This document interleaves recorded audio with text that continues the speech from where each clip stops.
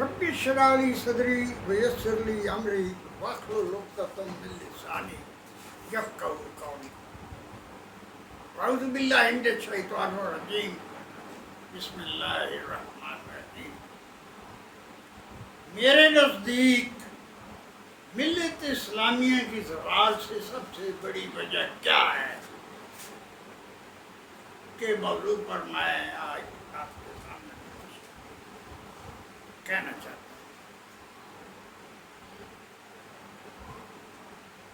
اللہ اکبر الکو مرن لوکانا درن حق کڑوے ہے اگرچہ ہیرے کی طرح قیمتی کیوں نہ ہو. نبی کریم صلی اللہ علیہ وسلم نے فرمایا جابر سلطان کے سامنے کلمہ حق کہنا جہاد اکبر ہے. میرے نزدیک جہاد اکبر بھی بڑا مشکل ہے. میں تو 85 سال کا تیمم کر کے چارپائی پر نماز پڑھتا ہوں. جہاد اکبر تو بہت مشکل ہے. نبی پاک صلی اللہ علیہ وسلم جب غزوہ بدر اور احد کے بعد مدینہ کی طرف لوٹتے تھے تو فرماتے تھے کہ آپ جہاد اصغر سے جہاد اکبر کی طرف جا رہے ہو. صحابہ کرام رضوان اللہ اجمعین بڑے حیران ہوتے تھے اور کہتے تھے یا رسول اللہ صلی اللہ علیہ وسلم اس سے بھی بڑا کوئی جہاد ہے. کتنے ہمارے شہید ہو گئے, کتنے آخری سانس لے رہے ہیں, اس سے بھی بڑا کوئی جہاد ہے. آپ صلی اللہ علیہ وسلم نے فرمایا ہاں, مدینہ میں جا کر نفس کا جہاد اس سے بھی زیادہ اہم, ضروری, مشکل اور بڑا جہاد ہے. مسلمانوں نے جہاد اصغر میں نہیں جہاد اکبر میں مار کھائی ہے. تو میں اتنے مشکل موضوع پر میرے نزدیک ملت اسلامیہ کے زوال کی سب سے بڑی وجہ کیا ہے کہ موضوع پر کھرا سچ بولنا تو کافی مشکل ہے.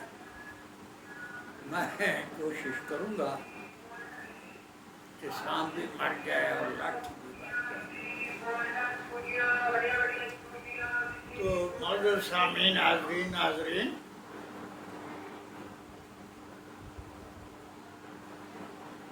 تاریخ گواہ ہے کہ نبی کریم صلی اللہ علیہ وسلم کے 30 سال وصال فرمانے کے بعد کاٹ کھانے والی بادشاہت آ گئی, اور ویسے نہیں آئی.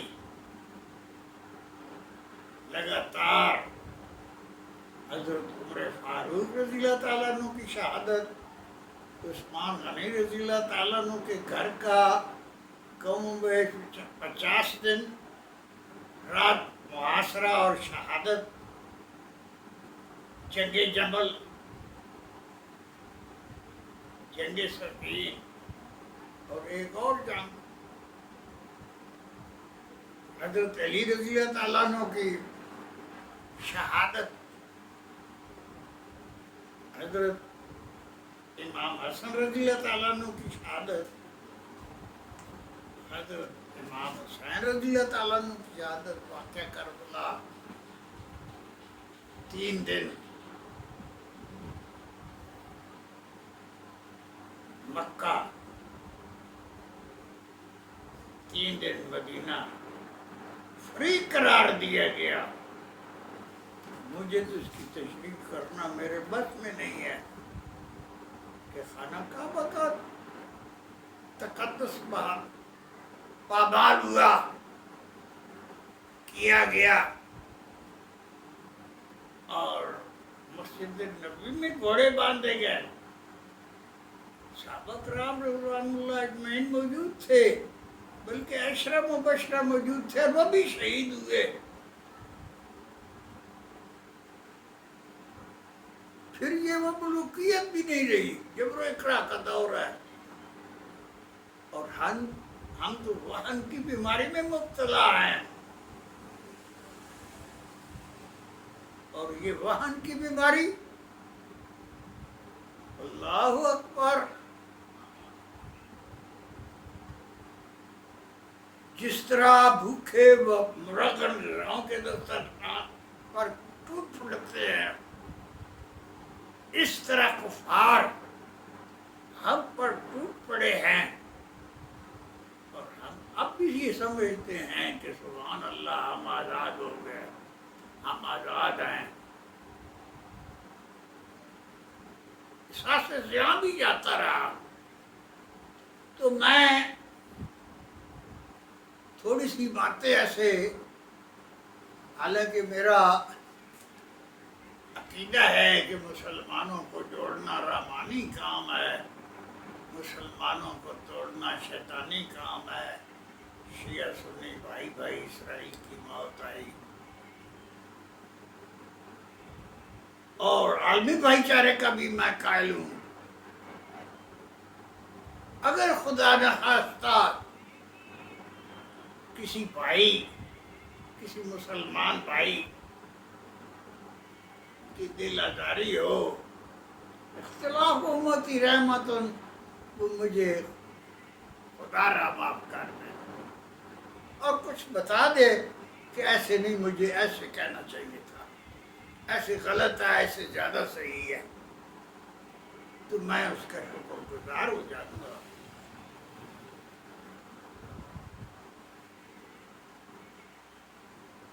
سچی بات یہ ہے کہ کانوں سے کوئی نہیں کھاتا، سب کو پتہ ہے کہ یہ سب کچھ کیوں ہوا،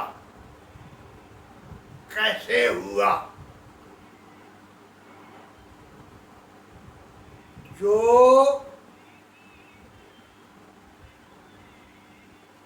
حضرت علی رضی اللہ تعالیٰ عنہ، اہل بیت، ان کا مقام تھوڑا سا غلو نہ کریں،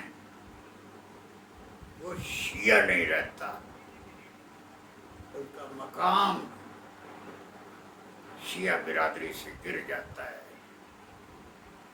شیعہ تو بہت زیادہ ہیں، اور بیٹی بھی شیعہ ہے، اور اسماعیلی بھی شیعہ ہیں، اور جعفری تو ہیں ہی، بہت زیادہ شیعہ ہیں،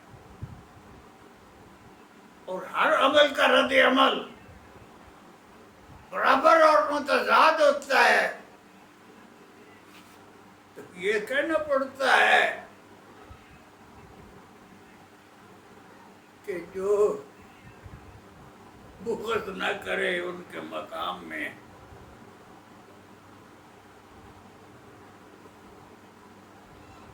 وہ بھی حنفی، مالکی، شافعی، انگلی جعفری، اہل حدیث نہیں رہتا۔ میں تھوڑی سی بات لائٹ سی یہ بھی کہنا چاہتا ہوں کہ انفرادی، اجتماعی اور ریاستی، بلکہ بین الاقوامی سطح پر سب کے زوال کا بڑے اسباب لذت، زینت، راحت اور شہرت ہے۔ شہرت پر قابو پانا تو سیدنا حریص صلی اللہ علیہ وسلم سنت ہے۔ ہر عمل اچھا،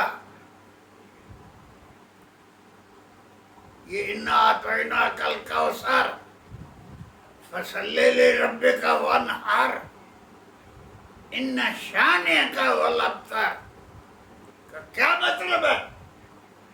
اے نبی پاک صلی اللہ علیہ وسلم، نعوذ باللہ من ذالک، یہ مشرکین مکہ آپ کو اترا اترا اترا اترا کہتے ہیں، کیا کچھ کہتے ہیں؟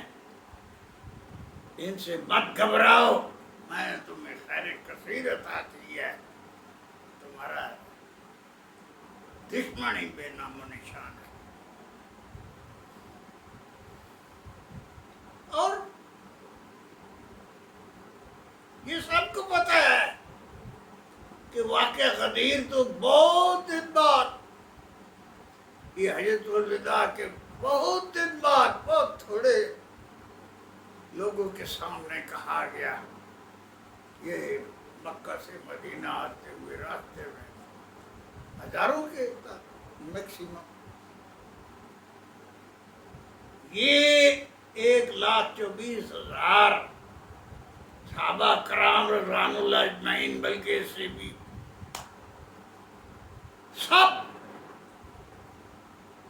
ان کے سامنے حجۃ الوداع کے خطبے میں حضور پاک صلی اللہ علیہ وسلم نے فرمایا کسی عربی کو عربی پر اور عربی کو عربی پر کوئی فضیلت نہیں، رنگ نسل زبان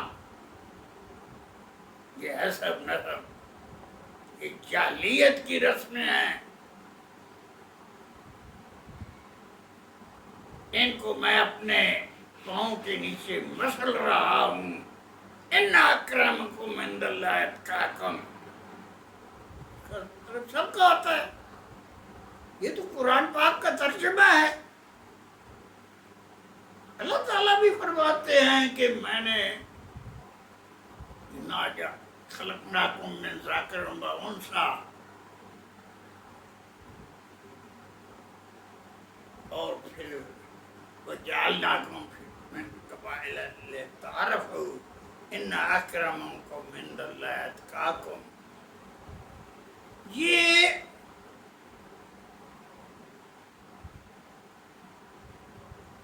جو بڑائی ہے یہ تو اللہ تعالیٰ کے ہاتھ میں ہے. اللہ تعالیٰ عزت بھی دے کر آزماتا ہے، ذلت بھی دے کر آزماتا ہے، صحت بھی دے کر آزماتا ہے، اور بیماری دے کر بھی آزماتا ہے. وَتُعِزُّ مَن تَشَاءُ وَتُذِلُّ مَن تَشَاءُ بِیَدِکَ الْخَیرُ اِنَّکَ عَلیٰ کُلِّ شَیْءٍ قدیر. معزز سامعین، تھوڑی سی بات ذرا غور سے سنو. شیر خدا علم کے دروازے حضرت علی رضی اللہ تعالیٰ عنہ،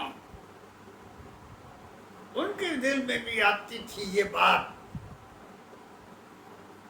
میرا بھی دل چاہتا ہے کہ اونچی اڑان اڑوں، مگر کیا کروں، شان کریمی نے پر نوچ لیے. ہاں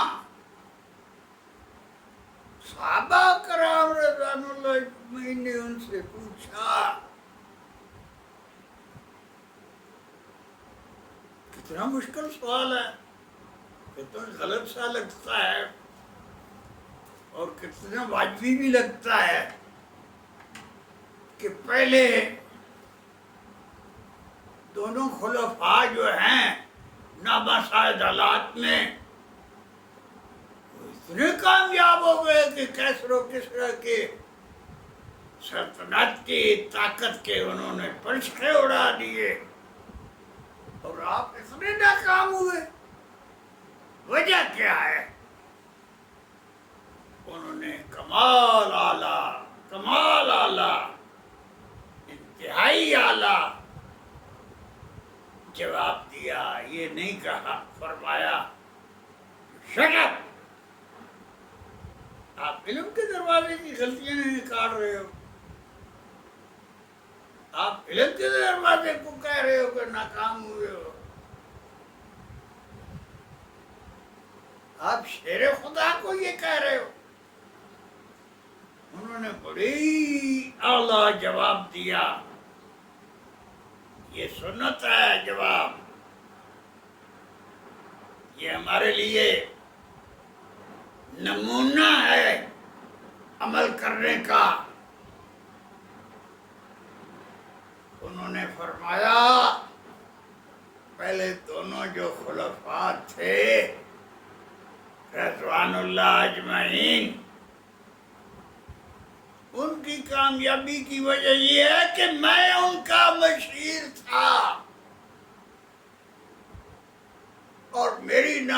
ناکامی کی وجہ کیا ہے؟ صرف یہی ہے کہ تم میرے مشیر ہو، جانتے نہیں ہو کہ اللہ تعالیٰ نے فرمایا شورا بینہم فاذا عزمت فتوکل علی اللہ، میں کس سے مشورہ کروں؟ کو مشیر میں دکھاؤ مجھے۔ اللہ تعالیٰ نہیں فرماتے یا ایھا الذین آمنوا اتقوا اللہ وابتغوا الیہ وسیلہ؟ قرآن بھی وسیلہ ہے، ذریعہ ہے، حضور پاک صلی اللہ علیہ وسلم بھی وسیلہ ہیں، صحابہ کرام رضوان اللہ اجمعین بھی وسیلہ ہیں، اہل بیت تو ہمارے وسیلہ ہیں ہی ہیں۔ تو یہ میرا موضوع یہ ہے، میں اپنے اصل موضوع کو بیان کرتا ہوں۔ ملت اسلامیہ کے زوال کی سب سے بڑی وجہ، سب کو علم ہے، کانوں سے کوئی نہیں کھاتا، احساس زیاں بھی جاتا رہا، روندی تاں پئیاں تھالی کچھ نہیں، روندی تاں پئیاں تھالی کچھ نہیں، جاؤں کدھر؟ راستہ بند ہے، گلی بند کر دی گئی ہے، خلافت اللہ منہاج النبوہ۔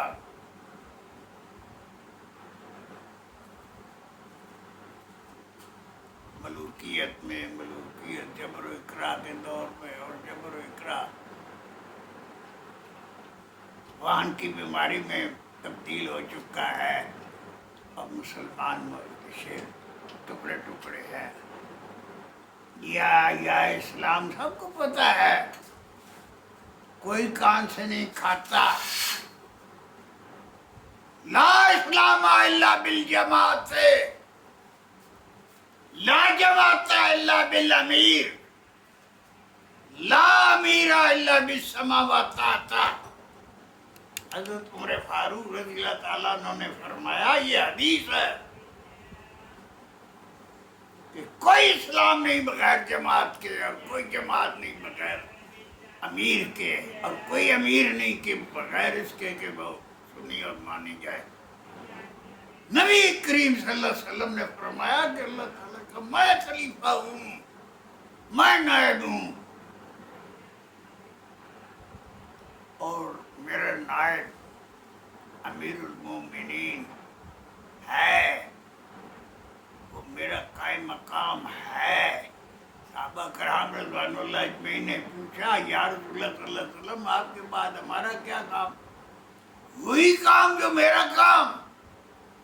اللہ اکبر، ذرا سنو، سمجھو، دریا نہیں سمندر، سمندروں کو کوزے میں بند کر دیا۔ کیا فرمایا؟ ہم تو نعوذ باللہ من ذالک 300-400 سال سے بتاؤ ملت اسلامیہ کا کون مجتہد پیدا ہوا؟ میں تحقیق سے کہہ رہا ہوں، میں ایون اہل تشیع کو بھی جو مجتہد اور یہ وہ بناتے ہیں، ان کو بھی اس میں شامل ہو کر بتاتا ہوں کہ عملاً انہوں نے ڈکلیئر کر رکھا ہے کہ یہ تقلید کا دور ہے۔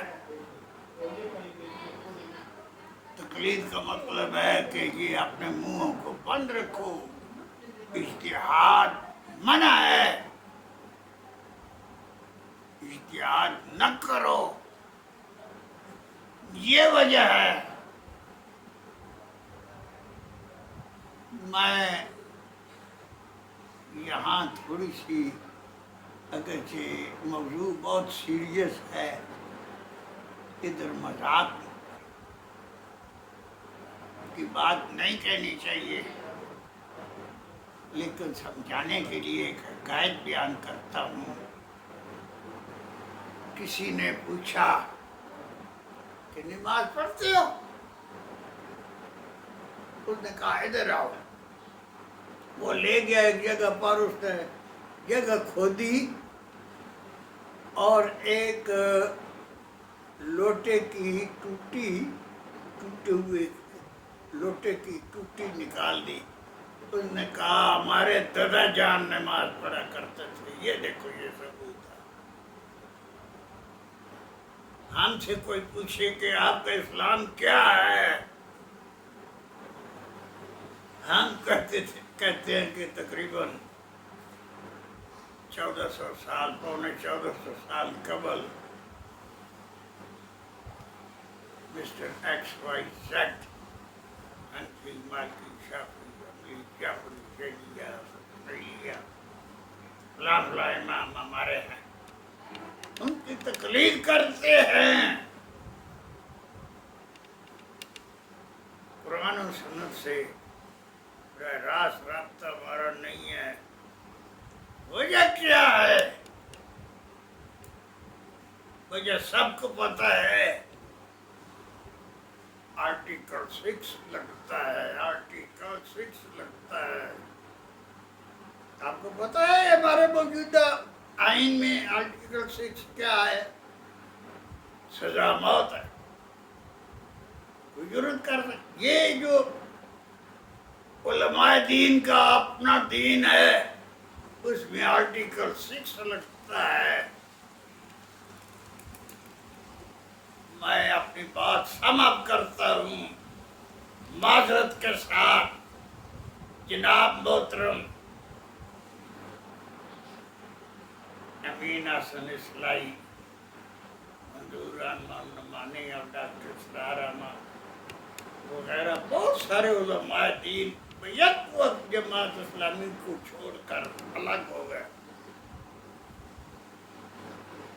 سید ابوالعلا مودودی رحمۃ اللہ علیہ کے ساتھ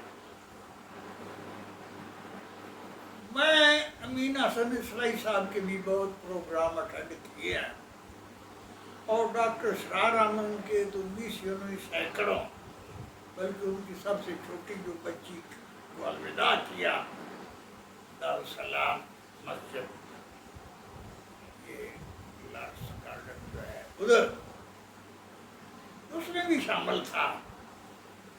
ان کے بے شمار کتابیں پڑھی ہیں، ان کے پروگراموں میں انہوں نے جو سید ابوالعلا مودودی رحمۃ اللہ علیہ کی غلطی پر کتاب لکھی، میں ان کا بڑا قدردان ہوں، اور وہ میرے بہت محسن عالم ہیں، میں نے ان سے بہت کچھ سیکھا ہے۔ وہ ایک گریٹ انسان تھے، وقت کے گریٹ انسان تھے، مخلص تھے، گریٹ تھے۔ یقین جان لو اتنے اعلیٰ اور اونچے، ان کی کتاب کو غور سے پڑھا، ایک لفظ بھی سید ابوالعلا مودودی رحمۃ اللہ علیہ کے خلاف میں نہیں تلاش کر سکا۔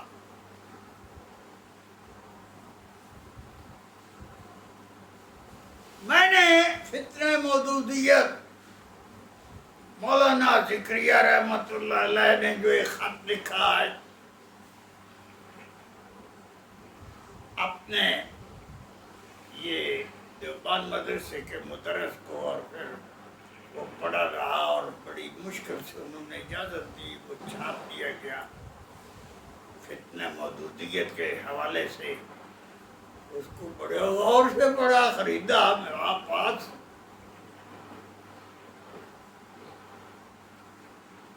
ایک لفظ بھی مولانا ذکریہ رحمۃ اللہ علیہ سید ابوالعلا مودودی رحمۃ اللہ علیہ کے خلاف نہیں لکھ سکے۔ میں نے علماء دیوبند کے سب اپنے حاضر وقت کے سب سے بڑے علماء دین مخلص متقی ان علماء دین کی ایک لکھی ہوئی کتاب پڑھی سید ابوالعلا مودودی رحمۃ اللہ علیہ کے خلاف میں نے ایک فقرہ بھی سید ابوالعلا مودودی رحمۃ اللہ علیہ کے خلاف نہیں پایا.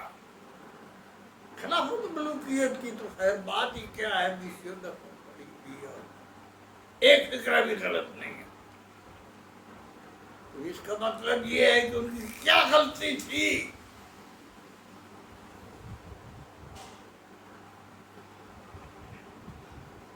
ان کی غلطی میں بتاتا ہوں. تحقیق کی بازی ہو تو شرکت نہیں کرتا، وہ کھیل مریدی کا تو ہرتا ہے بہت جلد. آئینے نو سے ڈرنا، درجے کو ہن پہ اڑنا، منزل یہی کٹھن ہے. کاموں کی زندگی میں وہ تقلید کے قائل نہیں تھے. ان پر ایک اتنا بڑا فتویٰ لگایا گیا کہ خدا نخواستہ اس پر ان کو سزا موت ملنی چاہیے، بلکہ ان کے ٹکڑے ٹکڑے کر کے ایسے باہر پھینک دینے چاہیے. اور وہ یہ ہے کہ یہ مجتہد ہونے کا اعلان کریں گے. میں خالق داد رانجھا ان کو پچھلی صدی کا مجدد سمجھتا ہوں. ان کی جماعت میں اس وقت کوئی شامل نہیں ہوں.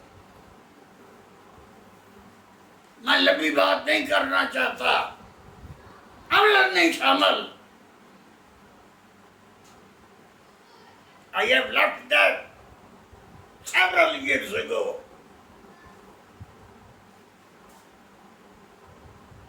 میں بتاتا ہوں کہ وہ مجتہد تو بہت چھوٹی بات ہے. جو جہاد کرے آپ کو اس سے پوچھتے ہو کہ بھائی کتنے وقت کے نمازی ہو، مجاہد تم نہیں ہو، غازی نہیں ہو، شہید نہیں ہو. کون؟ یہ جہاد کیا ہے؟ جدوجہد ہے. کس چیز کی؟ اسلام دین کے غلبے کے لیے جو لڑتا ہے باطل کے خلاف کو جہاد کہتے ہیں. اور Muslim jurists discover law under the light of Quran and Sunnah. مسلمان کو کہا قرآن اور سنت کے روشنی میں قانون کو ڈھونڈتے ہیں، اسلام کو ڈھونڈتے ہیں. یہ ہمارا رابطہ قرآن اور سنت سے ہٹا دیا گیا ہے، جس پر بجا طور پر کہا گیا ہے کہ اماموں کا رتبہ نبی سے بڑھائیں، نبی کو جو چاہیں خدا کر دکھائیں. نہ توحید میں کچھ خلل سے آئے، نہ اسلام بگڑے، نہ ایمان جائے. اس کا کیا مطلب ہے؟ یہ کانوں سے نہیں کھاتے. اللہ اکبر. اگر کسی کو مجتہد خدا نہ خواستہ یہ مان لیں، آپ کو پتا ہے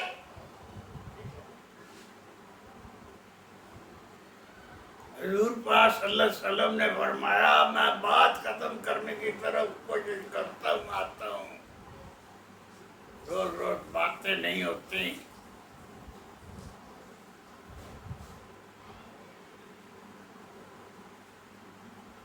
میں بات ختم کرنے کی طرف آتا ہوں.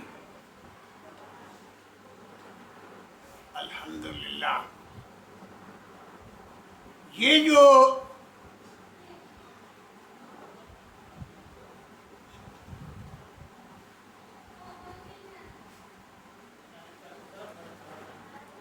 دین ہے، یہ قرآن اور سنت. میرا یہ بات تھی، میں بات یہ کر رہا تھا کہ کیوں نہیں مجتہد کو مانتے. ہمارا ملت اسلامیہ کا یہ ایمان ہے نبی کریم صلی اللہ علیہ وسلم نے فرمایا جو میرے امیر کو کی اطاعت کرتا ہے وہ میری کرتا ہے، جو میری اطاعت کرتا ہے وہ اللہ تعالیٰ کی اطاعت کرتا ہے۔ وَمَن يُطِعِ الرَّسُولَ فَقَدْ أَطَاعَ اللَّهَ، جو میرے امیر کی نافرمانی کرتا ہے وہ میری کرتا ہے، جو میری کرتا ہے وہ اللہ تعالیٰ کی نافرمانی کرتا ہے، اور جو اللہ تعالیٰ کی نافرمانی کرتا ہے اس کا کیا ٹھکانا، تباہ برباد ہو گیا۔ اگر ہم کسی کو مجتہد مان لیں پھر ہی از مور دین ایوری باڈی، کیونکہ اس کی بات اپنی نہیں ہے۔ قرآن از اے بک آف پرنسپلز، سننا از اسکرپشن، فقہ از اپلیکیشن۔ یہ قرآن کے تین پہلو ہیں، تینوں چیزیں قرآن ہیں، قرآن، حدیث اور فقہ۔ قرآن از اے بک آف پرنسپلز، اصولوں کی کتاب ہے، سنت اس کی تشریح ہے، فقہ اس کی اپلیکیشن ہے، اس پر عمل درآمد کرنے کا طریقہ ہے۔ کدھر گیا ہمارے پاس فقہ؟ وَمَن يُرِدِ اللَّهُ بِهِ خَيْرًا يُفَقِّهْهُ فِي الدِّينِ، جسے اللہ تعالیٰ بھلائی چاہتا ہے اس کو دین کی سمجھ عطا فرما دیتا ہے، وہ مجتہد بن جاتا ہے۔ رب کل حامل فقہ غیر فقیہ، تمام وہ لوگ جو فقہ کا علم رکھتے ہیں وہ فقیر نہیں ہیں، وہ تو بس صرف، میں یہ نہیں کہتا کہ وہ کیا ہے، وہ تو ایسے بوجھ اٹھائے ہوئے پر چل پھر رہے ہیں علم کا۔ تو یہ اجتہاد کے دروازے بند کر دیے گئے ہیں۔ خلافت اللہ منہاج النبوہ۔ میں آخری بات کرتا ہوں، معزز سامعین، یہ کوئی بات نہیں کہے گا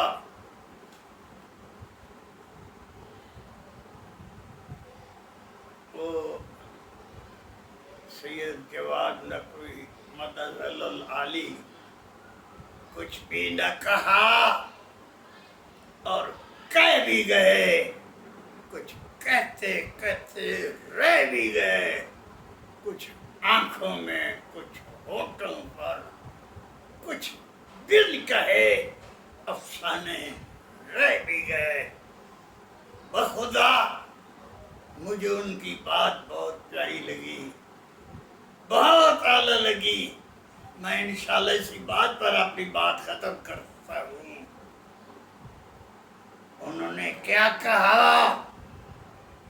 خدا را ایک ایک لفظ ان کا میں نہیں بیان کر سکتا، نہ بیان کر رہا ہوں، اس کا مفہوم بیان کر رہا ہوں، اس کا مطلب بیان کر رہا ہوں جو میں سمجھا ہوں۔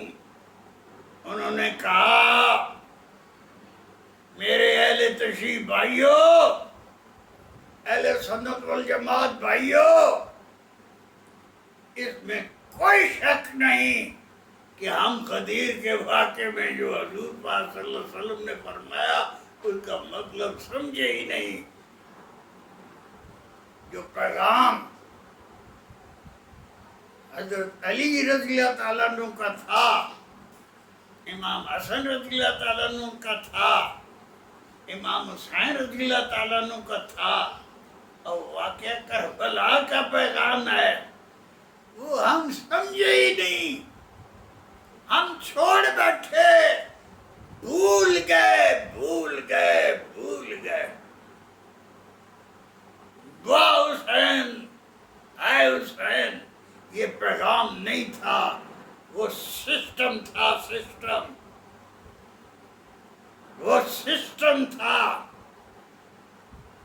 جس کے لیے حضور پاک صلی اللہ علیہ وسلم تشریف لے آئے۔ وارسل رسول بالہدی ودین الحق لیظہرہ علی الدین کلہ لو کان المشرکون۔